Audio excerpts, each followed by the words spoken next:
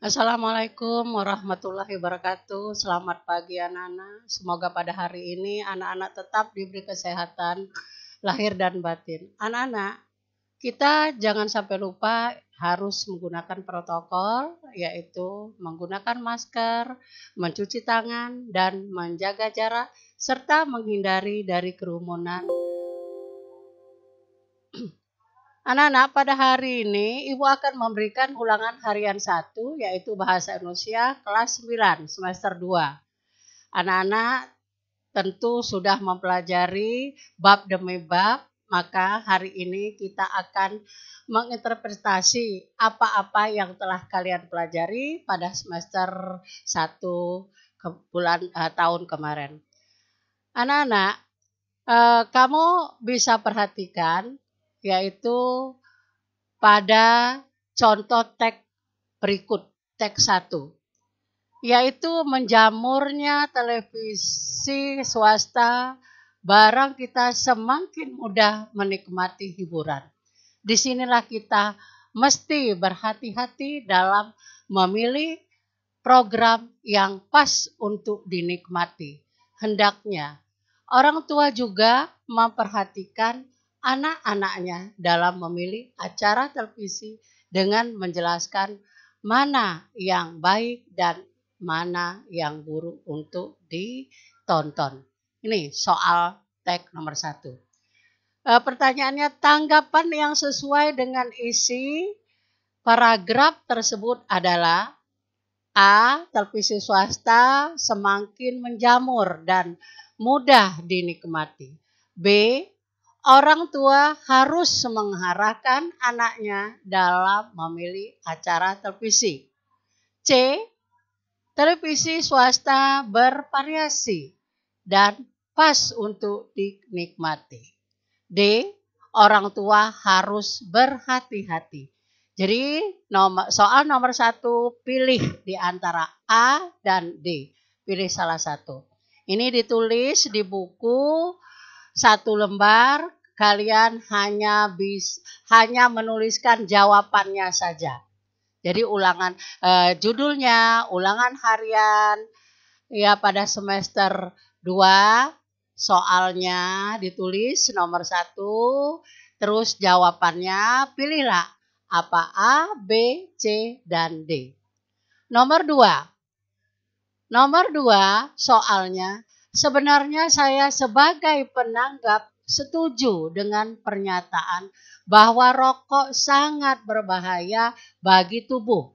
Bukan hanya rokoknya saja, tetapi asapnya juga berbahaya karena di dalam rokok terdapat bahan yang sangat berbahaya yang mengakibatkan penyakit dan membuat ketagihan. Selain itu, rokok juga menyebabkan kita hidup boros. Nah, topik yang dibahas dalam kutipan teks tanggapan tersebut adalah pilih di antaranya apa A, apa B, C, dan D. A. Bahaya rokok. B. Manfaat rokok. C. Produksi rokok. D. Kebijaksanaan mengenai rokok. Jelas itu soal nomor 2. Nomor 3 berikutnya. Berikut ini yang perlu dilakukan saat menyusun teks tanggapan kritik, kecuali di sini anak-anak ya. A. Menentukan tema. B. Identifikasi masalah. C. Menyusun kalimat tanggapan kritis yang berdasarkan hasil analisis. D. Memberikan tanggapan berupa kalimat penegasan terhadap masalah dan tidak perlu memberikan solusi. Pilih apa jawabannya? Itu untuk soal nomor 3. Soal nomor 4, teks yang berisi isu atau masalah yang diperdebatkan oleh beberapa orang disebut A. Teks cerita moral. B. Teks prosedur, C. Teks biografi, D. Teks diskusi. Silakan jawab.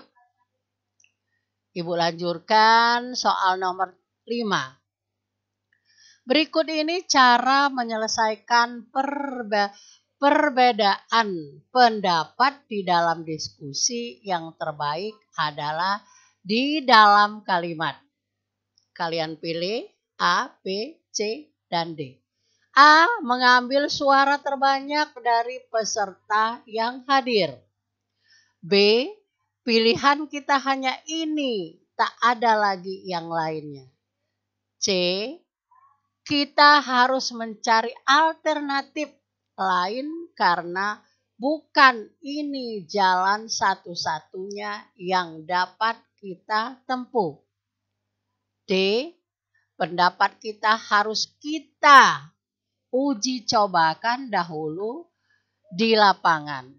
Berhasil tidaknya urusan nanti. Ini soal nomor 5, maaf ya. Berikutnya soal nomor 6. Yang bukan syarat untuk mengungkapkan pendapat dalam diskusi adalah A. Pendapat yang disampaikan bersifat terbuka. B. Pendapat yang digunakan didukung oleh fakta. C. Pendapat yang digunakan tidak memecahkan masalah. D. Pendapat yang digunakan berhubungan dengan topik diskusi. Itulah soal nomor 6, anak-anak. Ibu lanjutkan lagi soal nomor 7. Soal nomor 7, teks yang berbentuk narasi yang lebih bertujuan memberi inspirasi kebaikan kepada banyak orang disebut A. Cerpen, B. Cerita imajinasi, C. Cerita fantasi, D. Cerita inspiratif. Pilihlah jawaban yang tepat. Berikutnya Ibu lanjutkan soal nomor 8, anak-anak. Soal nomor 8 yaitu struktur teks cerita inspirasi yang memuat pendapat yang, Ibu ulangi lagi, struktur teks cerita inspirasi yang memuat pengantar cerita adalah A. Koda, B. Resolusi, C. Orientasi, D. Komplikasi. Itulah soal nomor 8. Ibu lanjutkan, ini soal nomor 9. Soal nomor 9 yaitu tokoh di dalam kisah inspirasi biasanya adalah A. Benda, B. Manusia, C. Makanan, D. Kendaraan. Yang mana jawaban kalian yang tepat yang biasa dijadikan tokoh di dalam kisah inspiratif atau inspirasi?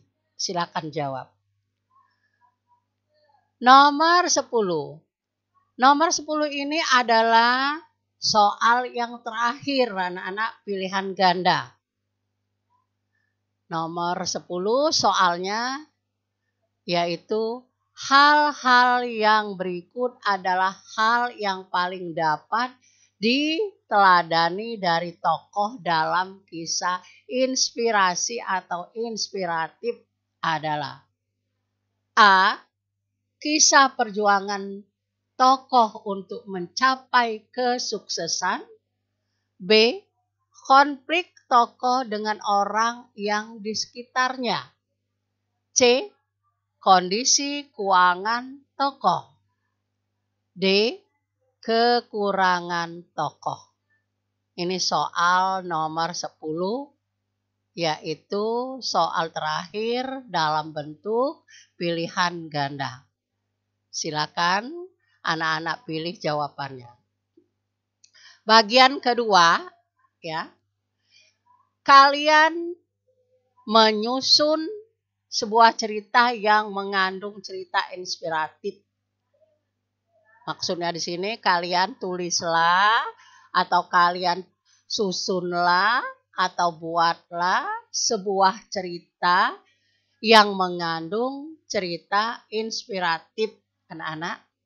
Jadi kalian tulis di kertas 1 lembar. Silakan di situ menggunakan struktur-strukturnya, anak-anak. Ya, ini bagian kedua, yaitu menulis, Ibu ulangi lagi, menulis atau menyusun sebuah cerita yang mengandung cerita inspirasi.